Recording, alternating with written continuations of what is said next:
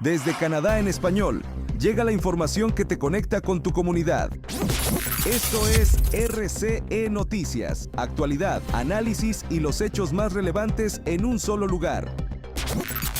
Saludos comunidad hispana, soy Paula Pinzón con los temas más importantes de este 23 de septiembre del 2025.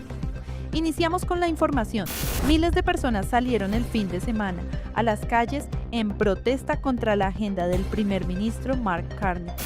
Miles de canadienses salieron a protestar este sábado en ciudades de todo el país exigiendo al primer ministro Mark Carney que cambie radicalmente sus prioridades gubernamentales. La manifestación principal tuvo lugar en el centro de Toronto bajo el lema "Fijemos el límite". Los manifestantes demandaron que el gobierno liberal priorice la protección del medio ambiente, los derechos indígenas de los migrantes y los trabajadores. Las protestas se extendieron simultáneamente a Ottawa, Montreal, Vancouver y otras ciudades canadienses. También se organizaron manifestaciones similares en diferentes partes del mundo como muestra de solidaridad.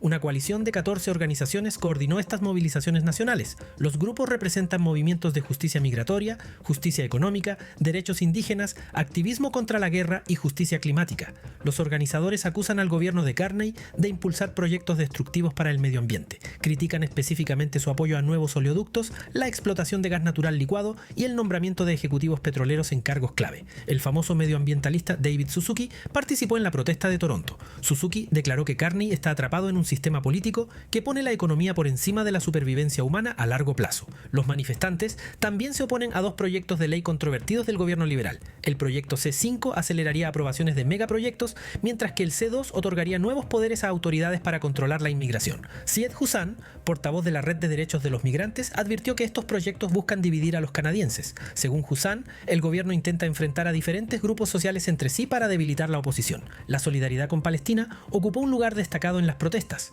Los manifestantes exigieron un embargo total de armas a Israel, más allá de las restricciones actuales impuestas por Canadá. En Ottawa, el líder interino del nuevo Partido Democrático, Don Davis, participó en la manifestación cerca del Parlamento. El político declaró que los manifestantes están fijando límites a las decisiones de las élites que están arruinando el país. Durante la protesta en la capital, manifestantes pintaron un gran mural rojo y blanco en la calle Wellington frente a la oficina del primer ministro. La policía de Ottawa arrestó a 2 personas por daños a la propiedad y cerró la calle para limpiar la pintura. En Quebec, un adolescente de 15 años murió baleado por un policía de Longueuil, hecho que ha conmocionado a la comunidad. Un adolescente de 15 años murió el domingo después de ser baleado por la policía de Longueuil, en Quebec, desatando dolor y enojo en la comunidad local. Nuran Razai era el nombre del joven que perdió la vida durante el incidente. Sus amigos lo describen como una persona amable y dicen estar en shock por lo ocurrido. El tiroteo tuvo lugar en un barrio residencial normalmente tranquilo, que ahora se ha convertido en un lugar de luto. Aproximadamente una docena de adolescentes, algunos acompañados de sus padres, llegaron al sitio para despedirse de su amigo. La Oficina de Investigación Independiente de Quebec está investigando el caso. Según esta agencia supervisora de la policía, los agentes respondieron a una llamada de emergencia sobre un grupo de personas armadas. La policía de Longueuil abrió fuego en menos de un minuto después de llegar al lugar. Nuran fue trasladado de urgencia al hospital después de que los intentos de reanimarlo en la escena fracasaran. Lamentablemente, el adolescente no sobrevivió a sus heridas. La Oficina de Investigación Independiente confirmó que sus investigadores también estuvieron presentes en la escena del incidente. El padre del joven, Shahif Razai, estuvo en el lugar acompañado de familiares y amigos. Según declaraciones del padre, la familia está muy afectada emocionalmente y aún en estado de shock. Razai reveló que la madre de Nuran no puede ni siquiera hablar debido al impacto de la tragedia. El padre insiste en que su hijo era una víctima de las circunstancias. La escuela secundaria que Nuran frecuentaba anunció que está proporcionando apoyo psicológico a estudiantes y maestros. La institución confirmó que esta ayuda estará disponible durante los próximos días. La familia del adolescente ha declarado públicamente que busca justicia por la muerte de su hijo. El caso se suma a las tensiones existentes sobre el uso de fuerza policial contra jóvenes en Quebec.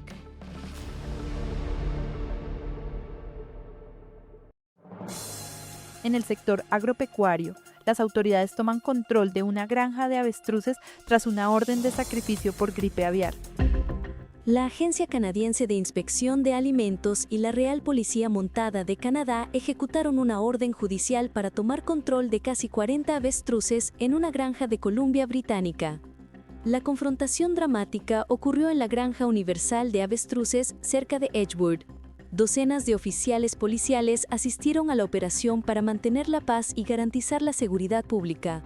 Durante casi 10 meses, los propietarios de la granja han luchado para salvar a sus aves después de que 2 dieron positivo por gripe aviar y docenas murieron. La granja argumenta que el resto del rebaño ha estado libre de enfermedades por más de 250 días. Los dueños insisten que las aves no deberían ser sacrificadas sino estudiadas para avanzar en la ciencia contra el virus H5N1. Según los propietarios, la política de la agencia está equivocada y debe cambiar. Los expertos afirman que el enfoque de la Agencia Canadiense de Inspección de Alimentos es el más seguro. Los especialistas advierten que el riesgo del H5N1 es serio para la salud animal, la seguridad alimentaria, la economía y la salud humana. Los propietarios exigen que las avestruces sean sometidas a nuevas pruebas para detectar la enfermedad. Los dueños de la granja están pidiendo tiempo para presentar una apelación ante la Corte Suprema. Esta acción legal podría ser su última esperanza para salvar a sus aves del sacrificio ordenado por las autoridades. El caso ha ganado atención internacional como ejemplo del conflicto entre políticas de salud pública y derechos de propiedad. La disputa ilustra las tensiones entre medidas preventivas sanitarias e intereses económicos privados. Mientras tanto, el gobierno federal mantiene en suspenso la amnistía para armas prohibidas en Canadá. El gobierno de Canadá está dejando a miles de propietarios de armas en la incertidumbre sobre el futuro de su programa de amnistía, que expira en apenas 5 semanas. El ministro de Seguridad Pública, Gary Anandasangari, admitió que el gobierno federal no está listo para anunciar cuándo y por cuánto tiempo extenderá el programa actual. Según el funcionario, habrá más información cuando anuncien oficialmente los detalles. Todo comenzó después de la masacre más letal en la historia de Canadá. En abril de 2020, un hombre armado asesinó a 22 personas en Nueva Escocia, provocando una respuesta gubernamental sin precedentes. El ex primer ministro Justin Trudeau prohibió inmediatamente más de 1.500 modelos y variantes de armas de fuego de asalto. La lista inicial se ha expandido desde entonces a aproximadamente 2.500 tipos de armas prohibidas, incluyendo el fusil semiautomático AR-15. La prohibición vino acompañada de una amnistía de 2 años que permitía a los propietarios entregar sus armas hasta abril de 2022. Esa fecha límite se ha extendido repetidamente, primero por un año en 2022, luego por otros 2 años en 2023. La extensión actual expira el 30 de octubre, creando urgencia entre propietarios que no saben qué hacer con sus armas ahora ilegales. El gobierno prometió un programa de recompra que costaría más de $750 millones según estimaciones oficiales. 5 años después del anuncio, el programa para propietarios individuales aún no ha comenzado. El gobierno federal afirma que espera implementarlo a finales de 2025, pero las dudas persisten sobre si cumplirá esta nueva fecha. El programa para empresas sí está funcionando. Hasta abril pasado, las compañías dedicadas al comercio de armas presentaron casi 12.200 reclamos de compensación por armas prohibidas. Durante su campaña electoral, el primer ministro Mark Carney prometió revitalizar completamente el programa de recompra. Carney declaró que no se puede hablar en serio de mano dura contra el crimen sin ser duro con las armas. El primer ministro también planea otras medidas drásticas: revocar automáticamente licencias a personas condenadas por delitos violentos, especialmente violencia doméstica. También transferirá la clasificación de nuevas armas de la industria armamentística a la Real Policía Montada de Canadá. Miles de canadienses siguen esperando respuestas sobre qué hacer con sus armas ahora ilegales, mientras el reloj avanza hacia la fecha límite de octubre. En el ámbito internacional, Carney presenta a Canadá como el socio que el mundo necesita frente a la crisis global. El primer ministro Mark Carney presentó a Canadá como un socio comercial que tiene lo que el mundo quiere durante su participación en la Asamblea General de las Naciones Unidas en Nueva York. En un discurso ante el Consejo de Relaciones Exteriores, Carney argumentó que Canadá posee los recursos y talento que el mundo necesita en tiempos de turbulencia global. El primer ministro describió el momento actual como una ruptura que requiere determinación para actuar. Durante la semana de la Asamblea General, Canadá anunció oficialmente el reconocimiento del Estado de Palestina. Portugal, Australia y Reino Unido se unieron simultáneamente a esta decisión histórica. Carney declaró que el reconocimiento palestino es coherente con la política tradicional canadiense de apoyar la solución de dos estados. El primer ministro criticó tanto al gobierno israelí como a Hamás por obstaculizar la paz.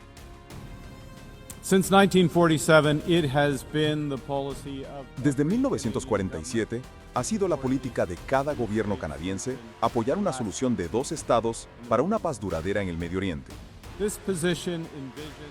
Esta posición envisionaba la creación de un Estado soberano, democrático y viable de Palestina, construyendo su futuro en paz y seguridad junto al Estado de Israel. En este contexto, Canadá reconoce el Estado de Palestina. Reconocer el Estado de Palestina, liderado por la Autoridad Palestina, empodera a aquellos que buscan la coexistencia pacífica y el fin de Hamás. No legitima el terrorismo. Y de ninguna manera compromete el apoyo inquebrantable de Canadá al Estado de Israel, su pueblo y su seguridad. El secretario general de la ONU, Antonio Guterres, respaldó la posición canadiense afirmando que el reconocimiento palestino es un derecho, no una recompensa. Esta declaración respondió a críticas israelíes sobre premiar a Hamás.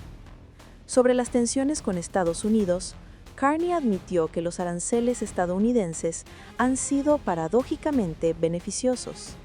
Según el primer ministro, las tensiones crearon consenso nacional sobre diversificación comercial.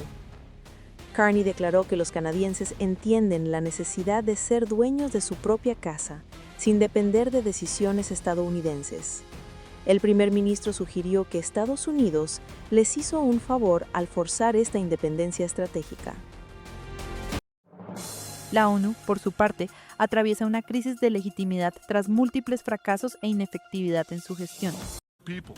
En sus 80 años de existencia, Naciones Unidas se enfrenta a una de sus mayores crisis de legitimidad por su dificultad para detener guerras. Una de las principales críticas surgió en los años 90, cuando al terminar la Guerra Fría se multiplicaron las guerras civiles, llegando a situaciones de genocidio. La ONU se vio impotente para poder salvaguardar a las poblaciones civiles en zonas supuestamente seguras. Los casos más dramáticos fueron el genocidio contra los Tutsis en Ruanda y el de 8.000 musulmanes en Srebrenica en 1995, en plena guerra de la ex-Yugoslavia, que se encontraban en un área bajo control de cascos azules de la ONU. Solo tenía 21 años, no sabía el idioma, pero aún así intenté calmarlos diciéndoles, estamos aquí, todo irá bien, pero las cosas no salieron bien y más tarde me culpé a mí mismo, era algo que no debería haberles prometido.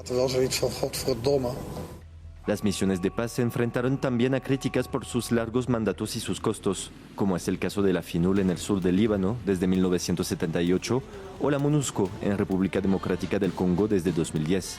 La ONU se vio también incapaz de imponerse ante invasiones no declaradas como la estadounidense en Irak en 2003 o la invasión a gran escala de Ucrania por parte de Rusia en 2022.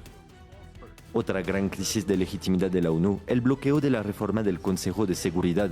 El muy cerrado club de Estados Unidos, China, Rusia, Reino Unido y Francia, que tienen derecho a veto y bloquean muy seguido las decisiones importantes, mientras que los demás países reclaman poder participar más que simbólicamente en dicha institución.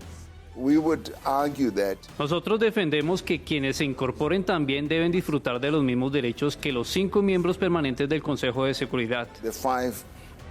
Pero el mayor desafío reflejado en la Asamblea General es la cuestión palestina. El actual gobierno israelí cuestionó en múltiples ocasiones la legitimidad de Naciones Unidas y sus agencias en el terreno, como la UNRWA, por las críticas del organismo a la situación humanitaria desastrosa en Gaza. Hasta que se seque el pantano antisemita, la ONU será considerada por las personas justas como nada más que una broma despreciable. El propio secretario general de Naciones Unidas, Antonio Guterres, reconoció el pasado mes de julio el importante nivel de indiferencia e inacción por parte de los actores internacionales sobre la situación en Gaza. Y en Estados Unidos, Donald Trump desata polémica al acusar al Tylenol durante el embarazo de ser una respuesta al autismo. Durante el funeral de Charlie Kirk este 21 de septiembre, el presidente estadounidense Donald Trump hizo un anuncio inesperado. Y mañana vamos a tener uno de los anuncios más importantes a nivel médico, considero, en la historia de nuestro país. Creo que les va a resultar increíble. Creo que hemos encontrado una respuesta al autismo. Más allá de lo raro que resultó hablar del autismo en un funeral y de alguien que ni siquiera padecía la condición, lo que dijo Trump tiene que ver con un posible vínculo entre el uso de Tylenol y el incremento de casos de autismo en Estados Unidos.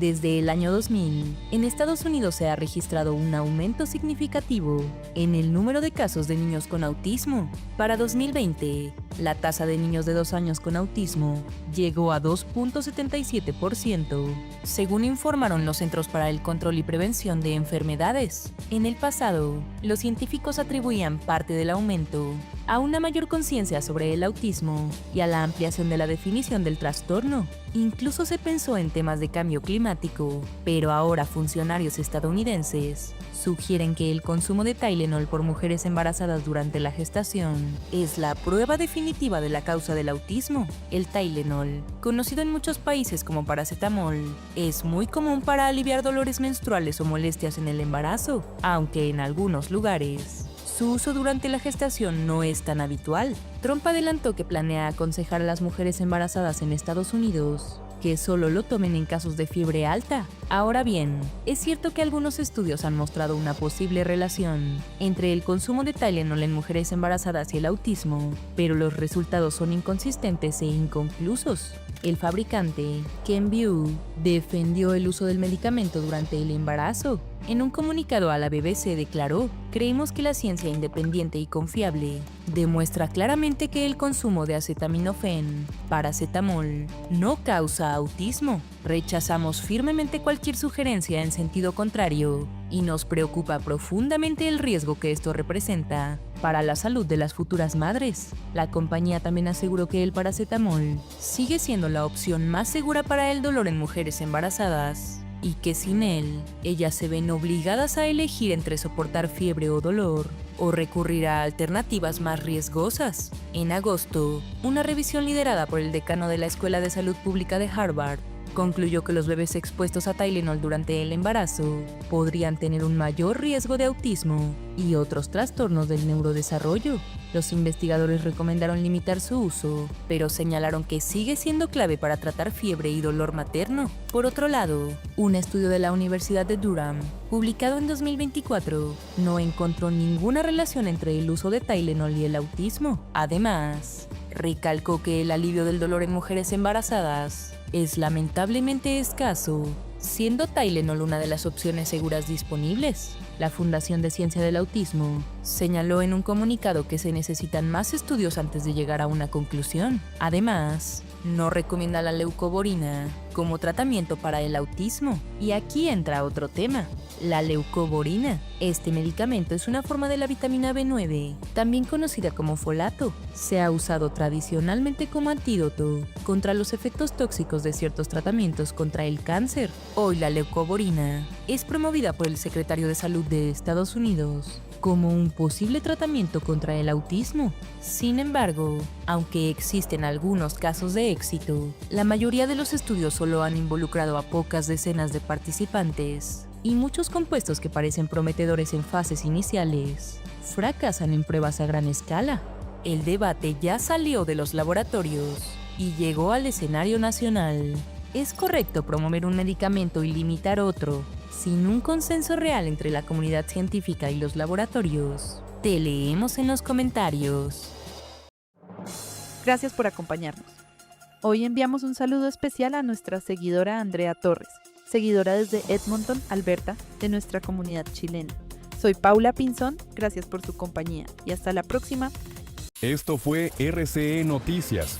Mantente informado todos los días con las noticias más relevantes de Canadá y del mundo hispanohablante. Sigue conectado a nuestra programación y no te pierdas las próximas emisiones. Aquí, en Canadá en Español. Hasta la próxima.